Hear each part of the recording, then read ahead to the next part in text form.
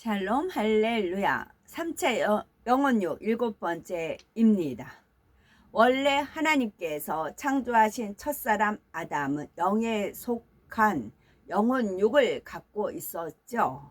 그러나 하나님의 말씀에 불순종하여 범죄한 후로 아담과 그 후손들의 영혼육은 육에 속한 영혼육으로 변질되어 버렸습니다. 생명이었던 아담의 영이 죽은 영이 되었고 진리의 지식만 남아서 진리로만 혼의 작용을 했던 것이 비진리를 담고 활용한 혼의 작용으로 바뀌었습니다. 영원히 죽지 않고 늙지 않던 육도 늙고 변질되고 썩어지는 육으로 변했지요. 이렇게 육에 속한 영혼육을 다시 영에 속한 영혼육으로 회복시키는 것이 바로 하나님께서 우리를 이 땅에 경작하시는 목적입니다. 우리가 영에 속한 사람으로 온전히 변화되었을 때 하나님의 형상을 닮은 하나님의 자녀로서 천국에서 큰 영광을 누리게 됩니다. 이 땅에서도 하나님의 자녀된 권세를 가지고 기도하고 구하는 것마다 응답받고 축복받아 하나님께 영광만 돌리는 삶을 살게 되지요. 주를 믿는 자녀들은 하루하루의 시간들을 날마다 영에 속한 영혼육으로 변화되어가는 귀한 시간으로 활용해야 합니다. 영에 속한 영혼육을 가진 아담이 선악과를 따먹음으로 범죄하여 육에 속한 영혼육으로 변질되었지요. 선악과가 없었다면 아담이 선악과를 따먹지도 않았고 육에 속한 영혼육으로 타락할 일도 없었겠지요.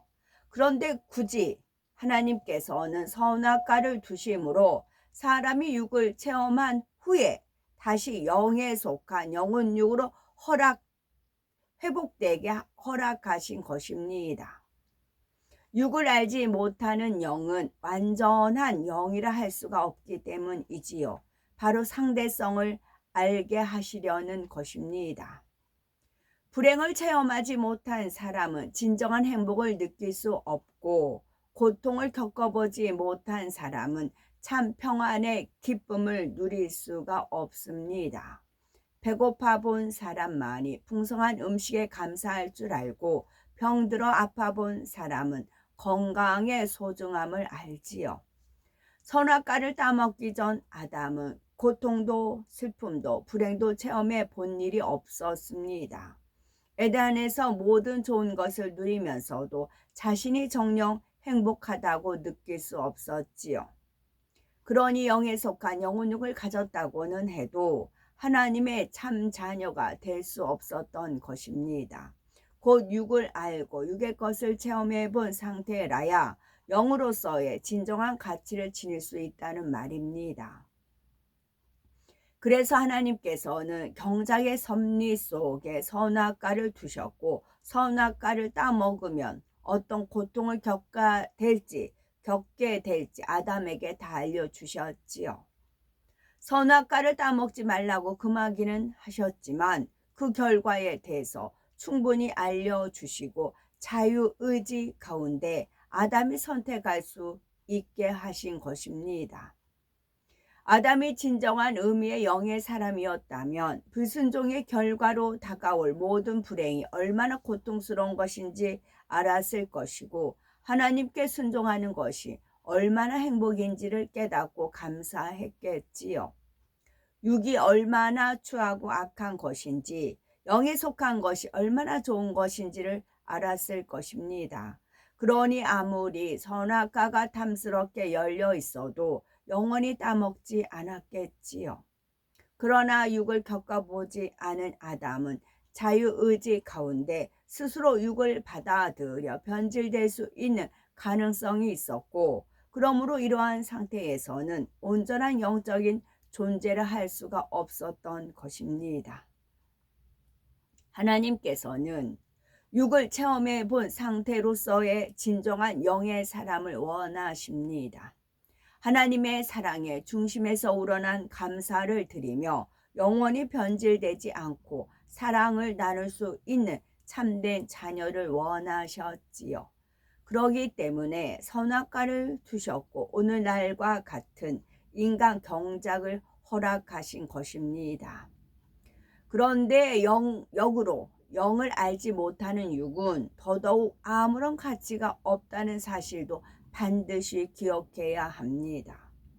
하나님께서 사람을 창조하신 목적은 결국 영에 속한 참 자녀를 얻기 위해서입니다. 선악과를 따먹어서 타락함으로 육을 알게 되었다 해도 그 상태로는 사람으로서의 가치가 없는 것이지요. 영으로 변화되지 않고 계속 육에 머물러 있으면 하나님과 아무 상관이 없이 죄의 종으로 살다가 결국은 죽어서 지옥으로 가는 것입니다. 육에서 벗어나 영에 속한 존재로 변화되어야 하나님께서 인간을 창조하신 목적을 이루어지는 것이죠. 목적이 이루어지는 것입니다. 이를 통해 하나님께서는 만세 전에 예수 그리스도를 통한 구원의 도를 예비하셨습니다. 자유 대한민국 만세를 많이 부르거든요. 만세 전에 예수 그리스도를 구세주로 영접하면 먼저 육으로 변질되어 죽었던 우리의 영이 살아납니다. 하루하루 성령으로 영을 나아가는 만큼, 다시 말해 육을 벗어 나아가는 만큼 영과 혼과 육이 영에 속한 온전한 것으로 변화되지요. 그러니 우리가 신앙생활을 어떻게 해야 하는지도 여기서 답이 나옵니다. 예배에 참여하는 것, 충성하는 것도 중요하지만 신앙생활의 가장 핵심적인 부분은 바로 육을 벗어버리는 과정입니다. 육신의 일, 육체의 일을 부지런히 벗어나가는 성결의 과정이 있어야 참 신앙생활을 하는 것이며 구원받을 만한 믿음이 있다 할 수가 있는 거지요. 이렇게 인간 경작의 목적을 진정으로 깨우치면 육을 벗어버릴 마음이 간절해집니다. 요한일서 2장 15, 16절에 이 세상이나 세상에 있는 것들을 사랑치 말라. 누구든지 세상을 사랑하면 아버지의 사랑이 그 속에 있지 아니하니 이는 세상에 있는 모든 것이 육신의 정욕, 안목의 정욕, 이생의 자랑이니 다 아버지께로 쫓아온 것이 아니요 세상으로 쫓아온 것이라 했습니다. 하나님께서는 맨 처음 사람을 생명으로 창조하시고 그 안에 영의 내용물들로 채워주셨지요. 예를 들어서 진실, 사랑, 온유, 화평, 섬김 이런 진리의 지식들을 가르쳐 주시고 마음에 채워주신 것입니다. 그런데 아담이 범죄하여 영이 죽은 후에는 이 세상 주관자인 원수 마귀 사단이 사람에게 비진리의 지식들 곧 육의 내용물들을 심어 주었지요. 미움, 시기, 질투, 혈기, 욕심, 간음 이런 비진리의 지식들이 마음에 심어지는 만큼 하나님께서 심어주신 영의 내용물들은 차츰차츰 빠져나갔습니다. 세월이 지날수록 원수 마귀 사단이 권세 잡은 육의 세상을 살아가면서 점점 더 많은 육의 내용물이 사람에게 채워지게 되었지요. 그런데 이 세상에서 온 것들, 곧 육의 내용물들은 세 가지로 나누어서 설명이 되지요. 그것은 육신의 정욕, 안목의 정욕, 이생의 자랑입니다. 따라서 육을 벗어버리기 위해서는 먼저 이 세 가지 분야가 무엇인지 알아야 되겠고 이것이 얼마나 추하고 더러우며 우리를 해롭게 하는지도 깨달아야 됩니다. 그리고 버릴 수 있는 방법을 알아서 그대로 행하면 되는 것이지요. 육신의 정욕. 육신의 정욕이란 육신을 쫓아 범죄하려고 하는 속성입니다. 육신은 사람의 몸과 죄성이 결합된 것입니다. 여기서 몸이란 아담이 범죄한 후에 하나님께서 사람에게 심어주신 영의 지식이 빠져나간 뒤에 남겨진 육을 의미하지요. 쉽게 말하면 육으로 타락한 사람의 마음에 죄성들이 결합되어서 온갖 비진리를 품고 있는 상태인 것입니다. 미움, 혈기, 욕심, 음욕, 시기, 교만 이런 속성들이 사람 안에 가득 담아져 있는데 그러다 보니 자기 안에 있는 악한 마음의 소욕을 쫓아 보고 듣고 생각하며 행하고 싶어 합니다.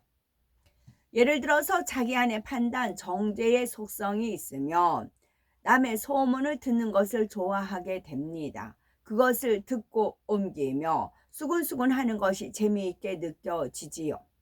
육신의 정욕을 쫓지 않으려고 하면, 곧 듣지 않고 전하지 않으려고 하면 입이 가렵고 좀이 쑤시는 것입니다. 마음의 혈기가 있으면 기쁜 나쁜 일이 있을 때 분을 바라는 것이 통쾌하고 시원하게 느껴집니다.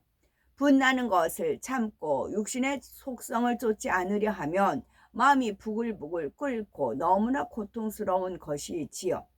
교만하기 때문에 교만한 속성을 쫓아 섬김 받기 원하고 자신을 드러내어 자랑하려고 합니다. 탐심이 있기에 남에게 해를 입혀서라도 불의한 재물을 모으려고 하지요. 그러면 이처럼 육의 것을 쫓아 행한다고 해서 사람에게 무슨 유익이 있을까요? 이는 자기 자신뿐만 아니라 애매한 주변 사람들과 가족 사랑하는 사람들에게까지 고통을 가져다 줍니다. 심지어는 자신과 주변 사람들을 죽음으로 몰고 가는 일까지 있지요. 사업터, 일터에 어려움을 겪기도 하고 사람들 앞에 얼굴을 들 수 없을 정도로 수치를 당하기도 합니다. 가장 큰 문제는 이런 악을 행함으로 결국은 영적인 사망, 곧 지옥으로 간다는 사실입니다. 그런데도 믿는 사람들 중에서 이렇게 추하고 악한 죄를 버리려고 노력하지도 않는 사람이 많습니다. 분명히 악을 행하고 있으면서도 스스로 죄의식조차 없는 사람들이 많지요. 이는 사람이 죄악 가운데서 태어나고 살면서 죄악에 너무나 익숙해졌기 때문입니다. 양심이 더럽혀져 있는 것이지요. 사람은 태어날 때부터 원죄를 갖고 태어나며 부모의 죄를 기 속에 물려받게 됩니다. 또 자라면서 보고 듣고 배우는 것들도 대부분의 비진리의 지식들이지요. 예를 들어서 자녀가 친구들에게서 맞고 울면서 집에 오면 부모는 뭐라고 가르칠까요? 진리대로 오른뺨을 때리면 왼뺨도 대줘라. 모든 사람과 화평하라 이렇게 가르치나요? 그렇지 않겠지요. 왜 바보같이 맞고 다니냐? 한 대 맞으면 두 대를 때려서라도 너를 우습게 보지 못하게 해야지 하고 야단칩니다.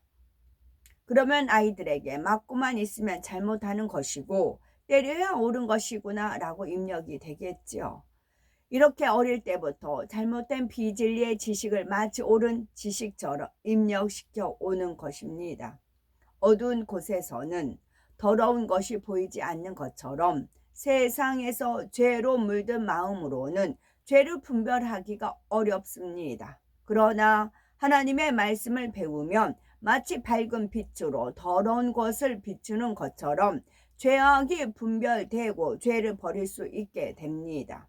그래서 부지런히 하나님의 말씀을 읽고 듣고 가르침 받아야 하는 것이고 내 자신의 악을 발견하면 불같이 기도하고 금식하면서 버리기 위해 노력해 나가야 하는 것입니다.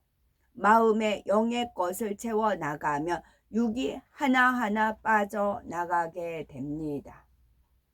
사람의 본분은 하나님을 경외하고 사랑하는 데 있으며 얼마만큼 육을 버리고 영의 사람으로 변화되었는지에 따라 그 사람의 가치가 결정됩니다. 육에 머물러 있으면 사람의 본분도 다하지 못하는 것이며 사람으로서의 가치가 없어서 결국은 지옥에 들어가게 됩니다. 농사를 지어서 알곡이 아닌 쭉정이가 나오면 아무리 아까워도 태워버려야 하는 것과 마찬가지이지요. 경작의 목적을 깨닫고 참다운 하나님의 자녀들로 변화되어 천국에 다 들어가며 하나님 보호자 더욱 가까운 곳에 거하신 우리 모두가 됐으면 좋겠죠. 아멘.